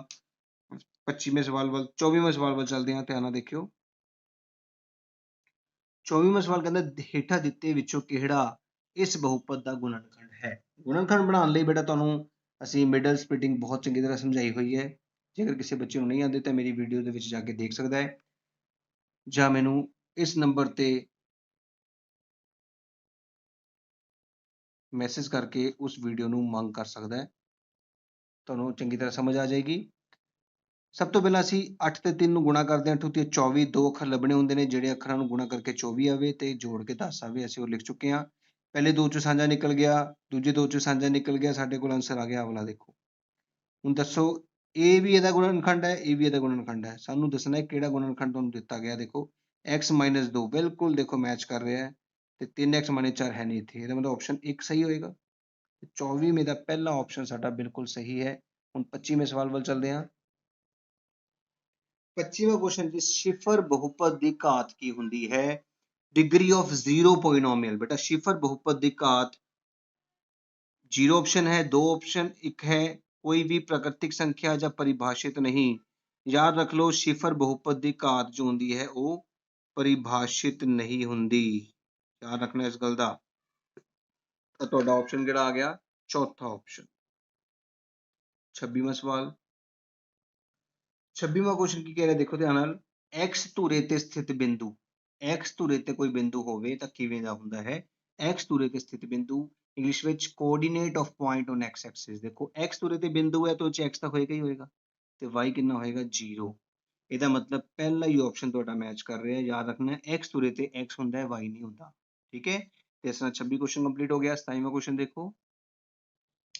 27ਵਾਂ ਕੁਐਸਚਨ ਕੀ ਕਹਿ ਰਿਹਾ? ਦੇਖੋ, ਦੋ ਸਮਾਂਤਰ ਰੇਖਾਵਾਂ, ਲਾ ਦੇਖੋ ਮੈਂ ਤੁਹਾਨੂੰ ਡਾਇਗਰਾਮ ਵੀ ਬਣਾ ਦਿੰਦਾ। ਆਹ ਦੋ ਸਮਾਂਤਰ ਰੇਖਾਵਾਂ ਹੋ ਗਈਆਂ, ਤੇ ਕਾਟਵੀਂ ਰੇਖਾ, ਆਹ ਕਾਟਵੀਂ ਰੇਖਾ ਹੋ ਗਈ, ਨਾਲ ਬਣੇ ਇੱਕੋ ਪਾਸੇ ਦੇ ਅੰਦਰਲੇ ਕੋਣ, ਆਹ ਵਾਲਾ ਹੁੰਦਾ ਬੇਟਾ ਇੱਕੋ ਪਾਸੇ ਦੇ ਅੰਦਰਲੇ ਕੋਣ, ਇਹਨਾਂ ਨੂੰ ਕਹਿੰਦੇ ਆ।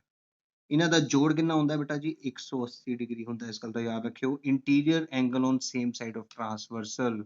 ਇਹਦਾ ਮਤਲਬ 27ਵੇਂ ਕੁਐਸਚਨ ਦਾ ਆਂਸਰ ਕੀ ਆ ਗਿਆ? ਦੂਜਾ ਆਂਸਰ ਆ ਗਿਆ 180 ਡਿਗਰੀ। 27 ਕੁਐਸਚਨ ਕੰਪਲੀਟ ਹੋ ਗਏ ਨੇ। 28ਵਾਂ ਕੁਐਸਚਨ ਦੇਖਣਾ ਹੁਣ। 28ਵੇਂ ਕੁਐਸਚਨ 'ਚ ਕਹਿ ਰਿਹਾ ਕਿ ਤ੍ਰਿਭੁਜ ABC, ਧਿਆਨ ਨਾਲ ਦੇਖਿਓ, ਆਹ ਬਣ ਗਿਆ ਤੁਹਾਡਾ ABC, ਤੇ ਤ੍ਰਿਭੁਜ YZX, ਆ A ਹੈ, B ਹੈ, C ਹੈ, Y ਹੈ, Z ਹੈ, X ਹੈ। ਇਹ ਤੁਹਾਨੂੰ ਦਿੱਤਾ ਗਿਆ 70, ਤੇ ਇਹ ਸਰਬੰਗ ਸਮ ਦਿੱਤੇ ਹੋਏ ਨੇ, ਤੇ ਜੇ ਆਹ 70 ਹੈ ਤਾਂ ਇਹ ਵੀ 70 ਹੋਏਗਾ, ਹੈ ਨਾ। ਤੇ Z ਦਿੱਤਾ ਗਿਆ ਹੈ ਤੁਹਾਨੂੰ 50, ਤੇ Z 50 ਹੈ ਤਾਂ ਆਹ ਵੀ 50 ਹੋਏਗਾ। ਪੁੱਛਿਆ ਗਿਆ X, ਆਹ ਵਾਲਾ ਕੋਣ ਪੁੱਛਿਆ ਗਿਆ ਬੇਟਾ ਜੀ? ਹੁਣ ਤੁਹਾਨੂੰ ਸਾਰਿਆਂ ਨੂੰ ਪਤਾ ਹੈ ਕਿ ਇੱਕ ਤ੍ਰਿਭੁਜ ਦੇ ਦੋ ਕੋਣ ਦਿੱਤੇ ਹੋਣ ਤਾਂ ਤੀਜਾ ਕਿਵੇਂ ਕੱਢਦੇ ਹੋ? 180 ਚੋਂ ਘਟਾ ਕੇ, ਬਿਲਕੁਲ ਠੀਕ ਹੈ।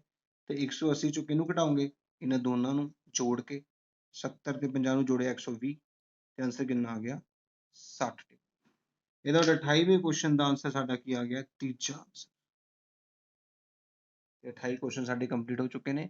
29ਵਾਂ ਕੁਐਸਚਨ ਧਿਆਨ ਨਾਲ ਦੇਖਣਾ ਹੈ। ਹੇਠ ਦਿੱਤਿਆਂ ਵਿੱਚੋਂ ਕਿਹੜਾ ਇੱਕ ਤ੍ਰਿਭੁਜ ਦਾ ਬਾਹਰੀ ਕੋਣ ਨਹੀਂ ਹੋ ਸਕਦਾ? ਯਾਦ ਰੱਖੋ, ਬਾਹਰੀ ਕੋਣ ਹਮੇਸ਼ਾ 180 ਤੋਂ ਛੋਟਾ ਹੁੰਦਾ ਹੈ। ਆ ਵੀ ਛੋਟਾ ਹੈ, ਇਹ ਵੀ ਛੋਟਾ ਹੈ, ਇਹ ਵੀ ਛੋਟਾ ਹੈ, ਬਟ ਆਹ ਵਾਲਾ ਕੋਣ ਤੀਜੇ ਨੰਬਰ ਤੇ। ਇਹ ਤਾਂ ਵਰਬਲੀ ਹੋ ਗਿਆ ਬੇਟਾ।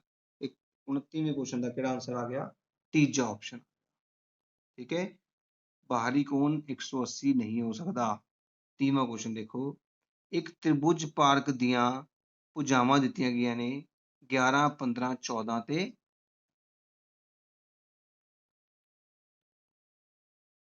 30ਵੇਂ ਕੁਐਸਚਨ ਦੇ ਵਿੱਚ ਤ੍ਰਿਭੁਜ ਦੀਆਂ ਭੁਜਾਵਾਂ ਦਿੱਤੀਆਂ 11, 15 ਤੇ 14। ਕੱਢਣਾ ਹੈ ਐਸ। ਐਸ ਦਾ ਫਾਰਮੂਲਾ ਕੀ ਸੀ? ਤਿੰਨੇ ਭੁਜਾਵਾਂ ਦਾ ਜੋੜ ਬਟਾ 2। ਜੋੜ ਕਰਦੇ ਆ 10, 20, 30, 40। 40 ਦਾ ਅੱਧਾ ਹੁੰਦਾ ਹੈ ਜੀ 20। ਇਹਦਾ ਮਤਲਬ ਐਸ ਦਾ ਮੁੱਲ ਕਿੰਨਾ ਆਇਆ? 20 ਆਇਆ। ਤੁਹਾਡੇ ਕੋਲ 20 ਦੇਖੋ ਕਿਹੜਾ ਆਪਸ਼ਨ ਹੈ? ਬੀ ਆਪਸ਼ਨ ਹੈ। ਤਾਂ 30ਵੀਂ ਦਾ ਸਾਡਾ ਜਿਹੜਾ ਆਂਸਰ ਆ ਗਿਆ ਬੇਟਾ ਜੀ, ਦੂਜਾ ਆਂਸਰ ਆ ਗਿਆ ਹੈ ਬੀ ਆਪਸ਼ਨ, ਕਹਿ ਸਕਦੇ ਹੋ ਤੁਸੀਂ। ਬੀ ਦੇ ਸਮਝ ਆਇਆ ਹੋਵੇਗਾ 30ਵਾਂ ਕੁਐਸਚਨ। ਹੁਣ ਆਪਾਂ 31ਵੇਂ ਕੁਐਸਚਨ ਵਿੱਚ ਚੱਲਦੇ ਹਾਂ। ਲਓ ਜੀ, 30th ਕੁਐਸਚਨ ਕਰਨ ਲੱਗੇ ਆਪਾਂ। ਇੱਕ 30ਵਾਂ ਹੋ ਚੁੱਕਾ ਹੈ ਆਪਣਾ, 31ਵਾਂ ਕੁਐਸਚਨ ਕਰਨ ਲੱਗੇ ਹਾਂ। ਸਮਭੁਜੀ ਤ੍ਰਿਕੋਣ ਸਾਰਿਆਂ ਨੂੰ ਪਤਾ ਹੈ। ਉਹ ਤ੍ਰਿਕੋਣ ਜਿਹਦੀਆਂ ਸਾਰੀਆਂ ਭੁਜਾਵਾਂ ਬਰਾਬਰ ਹੁੰਦੀਆਂ ਨੇ 8, 8 ਤੇ 8। ਉਚਾਈ ਪਤਾ ਕਰਨੀ, ਐਚ ਪਤਾ ਕਰਨਾ ਹੈ। ਤੁਹਾਨੂੰ ਯਾਦ ਹੋਏਗਾ ਸਮਭੁਜੀ ਤ੍ਰਿਭੁਜ ਵਿੱਚ ਐਚ ਕੱਢਣ ਦਾ ਫਾਰਮੂਲਾ ਆਪਾਂ ਯਾਦ ਕੀਤਾ ਹੋਇਆ ਹੈ। ਵਰਗਮੂਲ 3/2 ਗੁਣਾ ਭੁਜਾ। ਭੁਜਾ ਕਿੰਨੀ ਦਿੱਤੀ ਹੋਈ ਤੁਸੀਂ ਦੇਖੋ, ਵਰਗਮੂਲ 3/2 ਗੁਣਾ 8। ਕੱਟ ਕਰਕੇ ਕਿੰਨਾ ਆ ਗਿਆ? 4। ਆਂਸਰ ਆ ਗਿਆ 4 ਵਰਗਮੂਲ 3। ਤੁਸੀਂ ਦੇਖ ਸਕਦੇ ਹੋ ਤੁਹਾਡੇ ਕੋਲ 4 ਵਰਗਮੂਲ 3 ਕਿਹੜਾ ਆਪਸ਼ਨ ਹੈ? ਤੀਜਾ ਆਪਸ਼ਨ ਹੈ। ਤੇ 31ਵੇਂ ਕੁਐਸਚਨ ਦਾ ਆਂਸਰ ਕੀ ਆ ਗਿਆ? 3। ਯਾਦ ਰੱਖੋ, ਉਚਾਈ ਕੱਢਣ ਦਾ ਫਾਰਮੂਲਾ ਸਮਭੁਜੀ ਤ੍ਰਿਕੋਣ ਦਾ ਵਰਗਮੂਲ 3/2 ਗੁਣਾ ਭੁਜਾ ਹੁੰਦਾ ਹੈ। ਇਸ ਗੱਲ ਨੂੰ ਨਾ ਭੁੱਲਿਓ। ਹੁਣ ਆਪਾਂ ਅਗਲਾ ਕੁਐਸਚਨ ਕਰਾਂਗੇ ਜੀ, 32ਵਾਂ ਕੁਐਸਚਨ। ਕੁਐਸਚਨ ਕਹਿੰਦਾ ਹੈ ਕਿ ਜੇਕਰ ਇੱਕ ਤ੍ਰਿਭੁਜ ਵਿੱਚ ਦੋ ਭੁਜਾਵਾਂ ਦਾ ਜੋੜ ਤੀਜੀ ਦੇ ਬਰਾਬਰ ਆ ਜਾਏ ਤਾਂ ਉਸ ਤ੍ਰਿਭੁਜ ਦਾ ਖੇਤਰਫਲ ਕੀ ਹੋਵੇਗਾ? ਬੇਟਾ ਯਾਦ ਰੱਖੋ, ਜੇ ਦੋ ਭੁਜਾਵਾਂ ਦਾ ਜੋੜ ਤੀਜੇ ਦੇ ਬਰਾਬਰ ਆ ਜਾਵੇ ਤਾਂ ਤ੍ਰਿਭੁਜ ਹੀ ਨਹੀਂ ਬਣ ਸਕਦਾ। ਇਹਦਾ ਮਤਲਬ ਆਂਸਰ ਆਏਗਾ 0 ਇਕਾਈਆਂ। 0 ਵਰਗ ਇਕਾਈਆਂ। ਇਸ ਗੱਲ ਦਾ ਧਿਆਨ ਰੱਖਣਾ ਹੈ ਕਿ ਜਦੋਂ ਵੀ ਇੱਕ ਤ੍ਰਿਭੁਜ ਦੇ ਵਿੱਚ ਦੋ ਭੁਜਾਵਾਂ ਦਾ ਜੋੜ ਤੀਜੀ ਦੇ ਬਰਾਬਰ ਆ ਜਾਵੇ ਤਾਂ ਤ੍ਰਿਭੁਜ ਹੀ ਨਹੀਂ ਬਣ ਸਕਦਾ। 32ਵੇਂ ਦਾ ਆਂਸਰ 1 ਹੈ। 33ਵਾਂ ਕੁਐਸਚਨ। 33ਵਾਂ ਕੁਐਸਚਨ ਦੇਖੋ, ਤ੍ਰਿਭੁਜ ABC ਤੇ DEF ਦੋਨੇ ਤ੍ਰਿਭੁਜ ਬਣ ਚੁੱਕੇ ਨੇ। ਬੀ ਕੋਣ ਲਾਲ ਰੰਗ ਵਾਲਾ ਦੇਖੋ, ਲਾਲ ਰੰਗ ਵਾਲਾ ਕੋਣ ਲਾਲ ਰੰਗ ਵਾਲੇ ਕੋਣ ਦੇ ਬਰਾਬਰ ਹੈ। ਇਸੇ ਤਰ੍ਹਾਂ ਇਹ ਬਲੂ ਰੰਗ ਵਾਲਾ ਕੋਣ ਜਿਹੜਾ ਨੀਲੇ ਰੰਗ ਦਾ ਹੈ ਉਹ ਨੀਲੇ ਵਾਲੇ ਦੇ ਬਰਾਬਰ ਹੈ। ਲੇਕਿਨ ਜਿਹੜੀ AB ਭੁਜਾ ਹੈ ਉਹ DE ਦੇ ਬਰਾਬਰ ਨਹੀਂ ਹੈ। AB ਤੇ DE ਇੱਕ ਦੂਜੇ ਦਾ ਦੁੱਗਣਾ ਹੈ। ਮਤਲਬ ਇਹ ਹੋਇਆ ਕਿ ਭੁਜਾਵਾਂ ਬਰਾਬਰ ਨਹੀਂ ਹੈਗੀਆਂ, ਕੋਣ ਆਮਣੇ ਸਾਹਮਣੇ ਵਾਲੇ ਬਰਾਬਰ ਨੇ, ਤਾਂ ਇਹ ਨਾ ਤਾਂ ਸਰਬੰਗਸਮ ਹੋ ਸਕਦੀਆਂ ਤੇ ਨਾ ਹੀ ਇਹ ਸਮਦੋਭੁਜੀ ਹੋ ਸਕਦੀਆਂ। ਇਸ ਕਰਕੇ ਇਸਦਾ ਆਂਸਰ ਨਾ ਤਾਂ ਸਰਬੰਗਸਮ ਅਤੇ ਨਾ ਹੀ ਸਮਦੋਭੁਜੀ, ਤੀਜਾ ਆਂਸਰ ਹੋਣਾ ਚਾਹੀਦਾ। ਇਸ ਕੁਐਸਚਨ ਦਾ ਆਂਸਰ ਕੀ ਹੋਣਾ ਚਾਹੀਦਾ? ਮੇਰੇ ਅਕੋਰਡਿੰਗਲੀ ਤੀਜਾ ਆਂਸਰ ਹੋਣਾ ਚਾਹੀਦਾ ਆ। ਨਾ ਤਾਂ ਸਰਬੰਗਸਮ ਹੋਈਆਂ ਤੇ ਨਾ ਹੀ ਸਮਦੋਭੁਜੀ ਹੋਈਆਂ। 34ਵਾਂ ਕੁਐਸਚਨ ਕਰਾਂਗੇ। 34ਵੇਂ ਕੁਐਸਚਨ 'ਚ ਕਹਿ ਰਿਹਾ ਹੈ ਕਿ A ਇੱਕ ਪਰਿਮੇਯ ਸੰਖਿਆ ਹੈ ਤੇ B ਅਪਰਿਮੇਯ ਸੰਖਿਆ ਹੈ। ਜੇ ਪਰਿਮੇਯ ਬਟਾ ਅਪਰਿਮੇਯ ਕਰੀਏ ਤਾਂ ਆਂਸਰ ਹਮੇਸ਼ਾ ਕੀ ਹੁੰਦਾ ਹੈ? ਅਪਰਿਮੇਯ ਹੀ ਹੁੰਦਾ ਹੈ। ਇਸ ਗੱਲ ਦਾ ਧਿਆਨ ਰੱਖਿਓ। ਇਟ ਮੀਨਸ ਹਮੇਸ਼ਾ ਅਪਰਿਮੇਯ। 34ਵੇਂ ਦਾ ਵੀ ਦੂਜਾ ਆਂਸਰ ਹੋਏਗਾ। 35ਵਾਂ ਕੁਐਸਚਨ ਦੇਖੋ।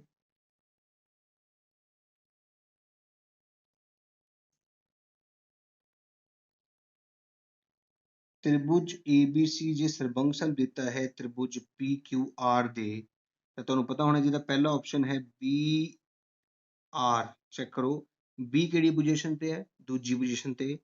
B ਜੇ ਦੂਜੀ ਪੋਜੀਸ਼ਨ ਤੇ ਹੈ ਤੇ R ਵੀ ਦੂਜੀ ਪੋਜੀਸ਼ਨ ਤੇ ਹੋਣਾ ਚਾਹੀਦਾ ਸੀ, ਨਹੀਂ ਹੈ। ਠੀਕ ਹੈ, ਇਹ ਆਪਸ਼ਨ ਗਲਤ ਹੋ ਗਿਆ। ਦੂਜਾ ਆਪਸ਼ਨ ਹੈ C to Q, A to R, A to P। ਇਸ ਤਰ੍ਹਾਂ ਆਪਸ਼ਨ ਦਿੱਤੀਆਂ ਗਈਆਂ ਨੇ। ਹੁਣ C ਤੇ ਇਹ ਚੈੱਕ ਕਰੀਏ, C ਸਾਡਾ ਤੀਜੀ ਪੋਜੀਸ਼ਨ ਤੇ ਹੈ ਤੇ C ਜੇ ਤੀਜੀ ਪੋਜੀਸ਼ਨ ਤੇ, Q ਵੀ ਤੀਜੀ ਪੋਜੀਸ਼ਨ ਤੇ ਨਹੀਂ ਹੈ। A ਪਹਿਲੀ ਤੇ ਹੈ ਤੇ R ਵੀ ਪਹਿਲੀ ਤੇ ਨਹੀਂ ਹੈ। A ਪਹਿਲੀ ਪੋਜੀਸ਼ਨ ਤੇ ਹੈ ਤੇ P ਵੀ ਪਹਿਲੀ ਪੋਜੀਸ਼ਨ ਤੇ। ਮੇਰੀ ਗੱਲ ਸਮਝ ਲੱਗ ਰਹੀ ਹੈ ਕਿ ਇਹ ਜਿਹੜੀ ਪੋਜੀਸ਼ਨ ਤੇ A ਰੱਖਿਆ ਗਿਆ ਹੈ ਉਸੇ ਪੋਜੀਸ਼ਨ ਤੇ P ਨੂੰ ਰੱਖਿਆ ਗਿਆ ਹੈ। ਇਸ ਕਰਕੇ ਆਪਸ਼ਨ 4 सही होएगा क्वेश्चन नंबर 35 का ऑप्शन नंबर 4 सही मन्निया जाए। 35वां सवाल कंप्लीट हो चुका है। ਹੁਣ 36ਵਾਂ सवाल करते हैं। 36वें सवाल ਦੇ ਵਿੱਚ ਕੀ ਕਹਿ ਰਿਹਾ ਹੈ त्रिभुज ਦਾ ਖੇਤਰਫਲ ਸਮਭੁਜੀ त्रिभुज ਦਾ ਖੇਤਰਫਲ ਬੇਟਾ ਜੀ ਸਮਭੁਜੀ त्रिभुज ਦਾ ਖੇਤਰਫਲ ਤੁਹਾਨੂੰ ਸਾਰਿਆਂ ਨੂੰ ਯਾਦ ਹੋਏਗਾ ਸਮਭੁਜੀ त्रिभुज ਦਾ ਖੇਤਰਫਲ ਦਾ ਫਾਰਮੂਲਾ वर्गमूल 3/4 a ਦੀ ਘਾਤ 2 मतलब p ਦੀ ਘਾਤ 2 ਸਾਡੇ ਕੋਲ ਭੁਜਾ p ਦਿੱਤੀ ਗਈ ਠੀਕ ਹੈ ਨਾ ਏਰੀਆ ਆਫ ਇਕੁਈਲੇਟਰਲ ਟ੍ਰਾਇੰਗਲ वर्गमूल 3/4 p ਦੀ 2 वर्गमूल 3/4 p ਦੀ 2 ਆਪਸ਼ਨ ਨੰਬਰ ਆ ਗਿਆ 2 36ਵੇਂ ਕੁਐਸਚਨ ਦਾ ਸਾਡਾ ਆਨਸਰ ਆ ਗਿਆ ਦੂਜਾ ਆਨਸਰ ਦੇਖੋ ਬੇਟਾ 37ਵੇਂ ਕੁਐਸਚਨ ਚ ਕਹਿ ਰਿਹਾ ਹੈ ਕਿ OA OB ਦੇ ਬਰਾਬਰ ਹੈ OD OC ਦੇ ਬਰਾਬਰ ਹੈ ਇਹ ਦੋ ਚੀਜ਼ਾਂ ਦਿੱਤੀਆਂ ਗਈਆਂ ਨੇ ਇੱਕ ਡਾਇਗਰਾਮ ਦਿੱਤਾ ਗਿਆ ਡਾਇਗਰਾਮ ਵੀ ਤੁਹਾਨੂੰ ਮੈਂ ਬਣਾ ਕੇ ਦਿਖਾ ਦਿੱਤਾ ਹੈ ਕਿ ਆਹ ਵਾਲੀ ਭੁਜਾ ਇਹਦੇ ਬਰਾਬਰ ਹੈ ਆਹ ਵਾਲੀ ਇਹਦੇ ਬਰਾਬਰ ਹੈ ਤੇ ਆਹ ਵਾਲਾ ਕੋਣ ਇਹਦੇ ਬਰਾਬਰ ਤੇ ਭੁਜਾ ਕੋਣ ਭੁਜਾ ਵਾਲਾ ਰੂਲ ਲੱਗ ਗਿਆ ਹੁਣ ਕਿਹੜੇ ਦੋ ਟ੍ਰਾਇੰਗਲ ਸਰਬੰਗਸਮ ਹੋਣਗੇ ਚਾਰ ਆਪਸ਼ਨ ਮੈਂ ਤੁਹਾਨੂੰ ਲਿਖ ਕੇ ਦਿਖਾਤੀਆਂ ਹੁਣ ਦੇਖੋ ਧਿਆਨ ਨਾਲ ਉਹ ਕੋਣ ਉਹਦੇ ਬਰਾਬਰ ਹੈ ਹੈਨਾ ਤੇ ਉਹ ਕੋਣ ਉਹਦੇ ਬਰਾਬਰ ਦਾ ਮਤਲਬ ਕੀ ਹੋਇਆ ਜੇ ਉਹ ਤੀਜੀ ਪੋਜੀਸ਼ਨ ਤੇ ਹੈ 1 2 3 ਤੇ ਇੱਧਰ ਵੀ ਤੀਜੀ ਪੋਜੀਸ਼ਨ ਤੇ ਹੋਣਾ ਚਾਹੀਦਾ ਨਹੀਂ ਹੈ ਇਹਦਾ ਮਤਲਬ ਮੇਰਾ ਆਨਸਰ ਨਹੀਂ ਹੋ ਸਕਦਾ ਉਹ ਦੂਜੀ ਪੋਜੀਸ਼ਨ ਤੇ ਉਹ ਦੂਜੀ ਪੋਜੀਸ਼ਨ ਤੇ ਇਹ ਮੇਰਾ ਆਨਸਰ ਹੋ ਸਕਦਾ ਹੈ ਉਹ ਦੂਜੀ ਪੋਜੀਸ਼ਨ ਤੇ ਉਹ ਦੂਜੀ ਪੋਜੀਸ਼ਨ ਇਹ ਵੀ ਮੇਰਾ ਆਨਸਰ ਹੋ ਸਕਦਾ ਹੈ ਉਹ ਦੂਜੀ ਪੋਜੀਸ਼ਨ ਤੇ ਪਰ ਉਹ ਤੀਜੀ ਪੋਜੀਸ਼ਨ ਤੇ ਇਹ ਮੇਰਾ ਆਨਸਰ ਹੋ ਹੀ ਨਹੀਂ ਸਕਦਾ ਪਹਿਲਾਂ ਤਾਂ ਆਪਾਂ ਕੱਟ ਦਿੱਤੇ ਕਿ ਸਾਡੇ ਆਨਸਰ ਕਿਹੜੇ ਹੋ ਹੀ ਨਹੀਂ ਸਕਦੇ ਹੁਣ ਗੱਲ ਕਰਦੇ ਹਾਂ ਇਹਨਾਂ ਦੋਨਾਂ ਦੀ ਧਿਆਨ ਨਾਲ ਦੇਖੋ O ਤੇ A ਪਹਿਲੇ ਦੋ ਅੱਖਰ ਨੇ ਤੇ O ਤਾਂ B ਵੀ ਪਹਿਲੇ ਦੋ ਅੱਖਰ ਹੋਣੇ ਚਾਹੀਦੇ ਪਹਿਲੇ ਦੋ ਅੱਖਰ ਨੇ ਬਿਲਕੁਲ ਸਹੀ O ਤੇ D ਦੂਜਾ ਤੀਜਾ O ਤੇ C ਦੂਜਾ ਤੀਜਾ ਬਿਲਕੁਲ ਸਹੀ ਹੈ ਸੈਕਿੰਡ ਆਪਸ਼ਨ ਕਿਉਂਕਿ ਥਰਡ ਆਪਸ਼ਨ ਦੇ ਵਿੱਚ ਦੇਖੋ OD OC ਇੱਧਰ OD ਤੇ BO ਹੈ ਇਹਦਾ ਮਤਲਬ ਸਾਡੇ ਕੋਲ ਕਿਹੜਾ ਆਨਸਰ ਆਇਆ ਦੂਜਾ ਆਪਸ਼ਨ ਆਇਆ 37ਵੇਂ ਕੁਐਸਚਨ ਦਾ ਗੱਲ ਸਮਝ ਲੱਗੀ ਕਿਸ ਤਰੀਕੇ ਨਾਲ ਕੀਤਾ ਧਿਆਨ ਨਾਲ ਦੇਖੋ O ਦੇ ਸਾਹਮਣੇ O ਹੋਣਾ ਚਾਹੀਦਾ ਹੈ ਤੇ ਦੂਜੇ ਤਰੀਕੇ ਨਾਲ ਵੀ ਸਮਝਾ ਸਕਦੇ ਹਾਂ ਕਿ B ਦੇ ਸਾਹਮਣੇ A ਹੋਣਾ ਚਾਹੀਦਾ ਹੈ ਦੇਖ ਸਕਦੇ ਹੋ ਤੁਸੀਂ B ਦੇ ਸਾਹਮਣੇ A ਹੈ ਬਾਕੀ ਕਿਸੇ ਦੇ ਵਿੱਚ ਵੀ B ਦੇ ਸਾਹਮਣੇ A ਨਹੀਂ ਹੈ 38ਵਾਂ question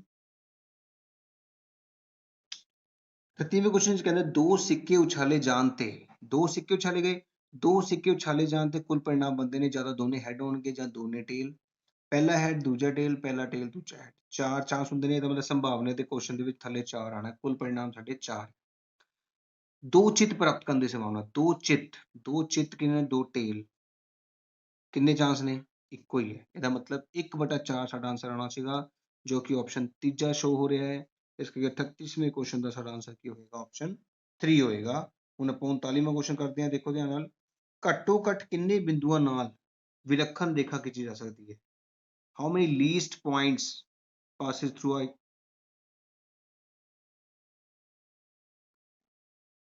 how many minimum points a unique straight line can be drawn 2 ਕਿਉਂਕਿ ਦੋ ਬਿੰਦੂਆਂ ਨੂੰ ਜੇ ਆਪਾਂ ਜੁਆਇਨ ਕਰਦੇ ਹਾਂ ਤਾਂ ਇੱਕ ਸਟ੍ਰੇਟ ਲਾਈਨ ਬਣਦੀ ਹੈ ਠੀਕ ਹੈ ਨਾ ਇਸ ਕਰਕੇ 39 ਕੁਐਸਚਨ 39ਵੇਂ ਜਿਹੜਾ ਆਨਸਰ ਆਇਆ ਸਾਡੇ ਕੋਲ ਦੂਜਾ ਆਪਸ਼ਨ ਆ ਗਿਆ ਲਾਸਟ ਕੁਐਸਚਨ ਕਰਨ ਲੱਗਿਆ 40ਵਾਂ ਧਿਆਨ ਨਾਲ ਦੇਖੋ 40ਵਾਂ ਕੁਐਸਚਨ ਦੇਖੋ ਕੁਐਸਚਨ ਕੀ ਕਹਿ ਰਿਹਾ ਮੀਨਾ ਕੱਪੜੇ ਦਾ ਇੱਕ ਮਾਸਕ ਬਣਾਉਣਾ ਚਾਹੁੰਦੀ ਹੈ ਜੋ ਕਿ ਬਰਾਬਰ ਤ੍ਰਿਭੁਜ ਆਕਾਰਾਂ ਦੇ ਟੁਕੜਿਆਂ ਨੂੰ ਜੋੜ ਕੇ ਬਣਦਾ ਹੈ ਬਰਾਬਰ ਤ੍ਰਿਭੁਜਾਂ ਆਕਾਰ ਦੇ ਟੁਕੜਿਆਂ ਨੂੰ ਜੋੜ ਕੇ ਬਣਦਾ ਹੈ ਜੇਕਰ ਇੱਕ ਟੁਕੜੇ ਦੀਆਂ ਲੰਬਾਈਆਂ 5 8 5 ਸੈਂਟੀਮੀਟਰ ਹੋਣ ਤੇ ਇਸ ਮਾਸਕ ਲਈ ਲੋੜੀਂਦਾ ਕੱਪੜਾ ਕਿੰਨਾ ਹੋਵੇਗਾ Meena want to make a cloth mask by joining two equal size two ਦੋ ਟ੍ਰਾਇੰਗੂਲਰ ਪੀਸਿਸ ਨੂੰ ਜੋੜ ਕੇ ਬਣਾਉਣਾ ਹੈ ਦੋ ਜਿਹਦੀ ਸਾਈਡ ਹੈ 5 8 ਤੇ 5 ਇਹਦਾ ਮਤਲਬ ਅਸੀਂ ਇੱਕ ਟ੍ਰਾਇੰਗਲ ਦਾ ਖੇਤਰਫਲ ਕੱਢਾਂਗੇ ਤੇ ਉਸਨੂੰ ਦੋ ਨਾਲ ਗੁਣਾ ਕਰ ਦਾਂਗੇ ਦੇਖੋ ਧਿਆਨ ਨਾਲ ਸਭ ਤੋਂ ਪਹਿਲਾਂ ਅਸੀਂ ਇੱਕ ਟ੍ਰਾਇੰਗਲ ਬਣਾਇਆ ਦੇਖੋ ਉਸ ਟ੍ਰਾਇੰਗਲ ਦੀਆਂ ਭੁਜਾਵਾਂ ਦੇ ਦਿੱਤੀਆਂ 5 5 ਤੇ 8 ਸਭ ਤੋਂ ਪਹਿਲਾਂ ਐਸ ਕੱਢਦੇ ਹਾਂ ਤਿੰਨੇ ਭੁਜਾਵਾਂ ਦਾ ਜੋੜ 18 ਦਾ ਅੱਧਾ 9 ਫਾਰਮੂਲਾ ਤੁਹਾਡੇ ਸਾਹਮਣੇ ਹੈ 9 9 5 9 5 9 8 9 ਸੇਮ ਆ ਗਿਆ 9 ਚੋਂ 5 ਗਏ 4 9 ਚੋਂ 5 ਗਏ 4 9 ਚੋਂ 8 ਗਿਆ 1 9 ਦੇ ਗੁਣਨਖੰਡ 3 ਗੁਣਾ 3 4 ਗੁਣਾ 4 ਸੇਮ ਲਿਖ ਲਿਆ 3 ਦਾ ਜੋੜਾ ਬਣ ਗਿਆ 3 ਬਾਹਰ 4 ਦਾ ਜੋੜਾ ਬਣ ਗਿਆ 4 ਬਾਹਰ 12 ਆ ਗਿਆ ਇਹ ਸਿਰਫ ਇੱਕ ਦਾ ਬਣਿਆ ਹੈ ਹੁਣ ਅਸੀਂ ਇਹਦੇ ਨਾਲ ਦਾ ਇੱਕ ਹੋਰ ਬਣਾਉਣਾ ਨਾ ਤਾਂ ਹੀ ਉਹ ਬਣੇਗਾ ਨਾ ਮਾਸਕ ਤੇ ਇਹ ਸਾਡੇ ਕੋਲ 8 5 5 ਹੈ, ਤੇ ਇਹਦਾ ਖੇਤਰਫਲ ਵੀ 12 ਹੀ ਹੋਏਗਾ, ਤੇ ਇਹਦਾ ਖੇਤਰਫਲ 12, ਇਹਦਾ ਵੀ ਖੇਤਰਫਲ 12, ਦੋਨਾਂ ਨੂੰ ਜੋੜ ਕੇ ਕਿੰਨਾ ਆਂਸਰ ਆ ਗਿਆ? 24 ਸਾਡਾ ਖੇਤਰਫਲ ਆ ਗਿਆ, ਜੋ ਕਿ ਸਾਡਾ ਆਪਸ਼ਨ ਕਿਹੜਾ ਦੇਖੋ, ਚੌਥਾ ਆਪਸ਼ਨ, ਕੁਐਸਚਨ ਨੰਬਰ 40ਵੇਂ ਦਾ ਚੌਥਾ ਆਪਸ਼ਨ ਸਾਡਾ ਰਾਈਟ ਆਂਸਰ ਹੋਏਗਾ। ਇਸ ਤਰ੍ਹਾਂ ਸਾਡਾ ਜਿਹੜਾ ਪੇਪਰ ਹੈ ਕੰਪਲੀਟ ਹੋ ਚੁੱਕਾ ਹੈ। ਉਮੀਦ ਹੈ ਤੁਹਾਨੂੰ ਸਮਝ ਆਈ ਹੋਏਗੀ। ਜੇਕਰ ਕੋਈ ਵੀ ਪ੍ਰੋਬਲਮ ਤੁਹਾਨੂੰ ਇਸ ਪੇਪਰ ਰਿਗਾਰਡਿੰਗ ਆਉਂਦੀ ਹੈ, ਤੁਸੀਂ ਇਸ ਨੰਬਰ ਤੇ ਸੰਪਰਕ ਕਰ ਸਕਦੇ ਹੋ, ਜਾਂ ਆਪਣੀ ਕਲਾਸ ਦੇ ਹੋਰ ਕੋਈ ਚੈਪਟਰ ਦਾ ਮਟੀਰੀਅਲ ਲੈਣ ਲਈ ਵੀ ਤੁਸੀਂ ਮੈਸੇਜ ਕਰ ਸਕਦੇ ਹੋ। 6ਵੀਂ ਤੋਂ ਲੈ ਕੇ 10ਵੀਂ ਤੱਕ ਮੈਥ ਵਿਸ਼ੇ ਦਾ ਕੋਈ ਵੀ ਕੁਐਸਚਨ ਪੁੱਛਿਆ ਜਾ ਸਕਦਾ ਹੈ। ਇਸ ਚੈਨਲ ਨੂੰ ਸਬਸਕ੍ਰਾਈਬ ਕਰਨਾ ਨਾ ਭੁੱਲਿਓ, ਤੇ ਵੱਧ ਤੋਂ ਵੱਧ ਇਸ ਵੀਡੀਓ ਨੂੰ ਸ਼ੇਅਰ ਵੀ ਕਰਿਓ ਬੇਟਾ।